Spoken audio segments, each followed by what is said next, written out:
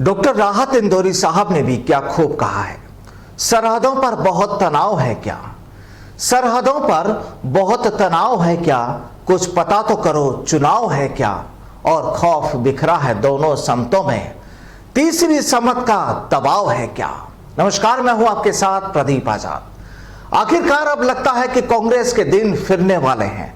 कितने फिरेंगे यह तो वक्त तय करेगा, लेकिन हो सकता है अब कुछ सुधर जाए, क्योंकि इस बार कांग्रेस का सीधा टारगेट 2023-2024 है, यानी विधानसभा और लोकसभा चुनाव। और शायद यही वजह है कि अब कांग्रेस आलाकमान, या यूं कहें कि सोनिया गांधी, इस वक्त काफी ऊहापोह की हालत में है।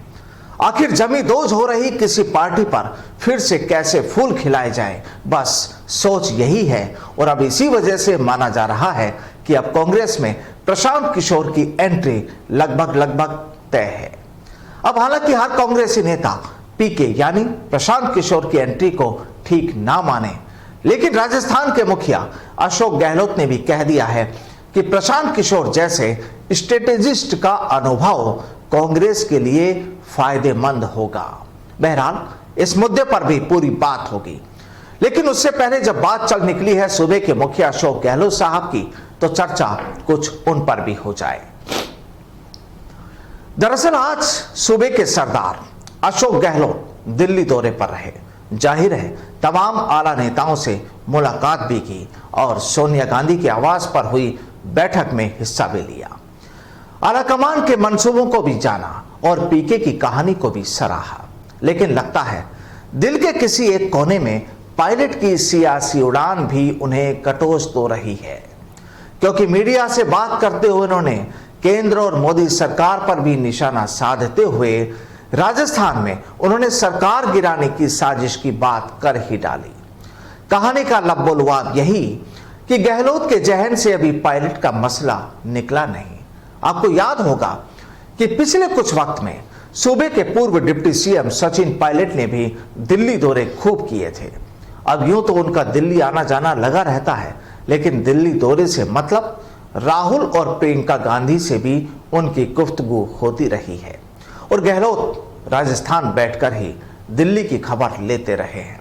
खैर, अब बात कांग्रेस में पीके यानी प्रशांत किशोर की एंट्री की, तो खबर यह है कि कांग्रेस में प्रशांत किशोर की एंट्री करीब हो चुकी है, और अब कांग्रेसी नेताओं के लिए जो नोट्स वो बनाएंगे, अब उन नेताओं को उन्हीं नोट्स के आधार पर अपना सियासी इम्तिहान देना होगा। जाहिर है कुछ खफा होंगे तो कोई खुश, लेकिन जो भी हो, सोनिया गांधी को कांग्रेस को बचाना है तो कुछ तो किया ही जाएगा। सूत्रों के मुताबिक पीके को पार्टी महासचिव का रोल दिया जा सकता है।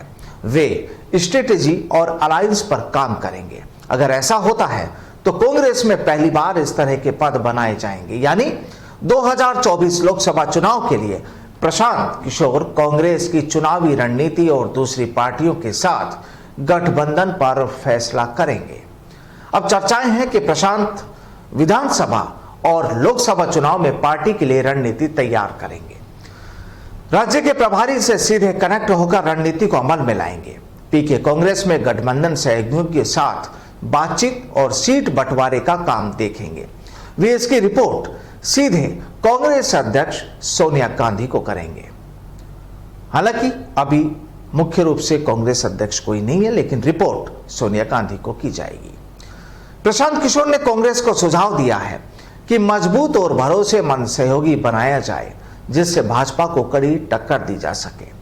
पीके का पहला फोकस लोकसभा में मजबूत सेक्युलर दलों को जोड़ने का होगा।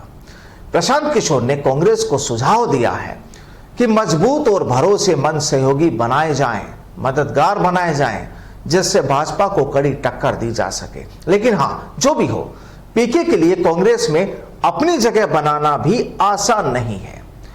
प्रशांत किशोर को अंदरूनी और बाहरी दोनों स्तरों पर अपनी लड़ाई लड़नी पड़ेगी। पार्टी भले 240 सीटों पर भाजपा से सीधे मुकाबले में हो, लेकिन यूपी, बिहार, मध्य प्रदेश, छत्तीसगढ़, राजस्थान, गुजरात, पश्चिमी बंगाल और हरियाणा जैसे राज्यों में अभी पार्टी के पास करीब 10 सांसद ही हैं, और इन सभी राज्यों में पार्टी के भीतर अंदरूनी लड़ाई भी चल रही है। और राजस्थान की तस्वीरें तो आप खूब देख चुके हैं। ऐसे में 2024 तक इसे खत्म कर पटरी पर वापस लाना आसान तो नहीं लगता। खैर जो भी हो, राजस्थान में जहां अभी गहलोत वर्सेस पायलट की कहानी खत्म नहीं हुई, वहीं बड़े लेवल पर अंदरूनी टकराहट की आवाज तो आ ही जाती है। तो कुल मिलाकर कहा यही जा सकता है कि किसी पेड़ के कटने का किस्सा ना होता, किसी पेड़ के कटने का किस्सा ना होता, गर कुल्हाड़ी के पीछे लकड़ी का हिस्सा ना होता। नमस्कार।